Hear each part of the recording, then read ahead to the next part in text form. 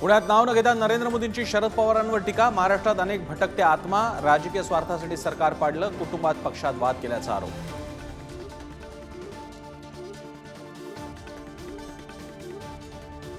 अमित शहांच्या deep fake व्हिडिओवरून मोदींचा काँग्रेसवर हल्लाबोल। दिल्ली पोलिसांकडून बुधवारी रेवंत रेड्डींची चौकशी। विरोधक महिन्याभरात देशात तणाव निर्माण करतील, मोदींचा हल्लाबोल।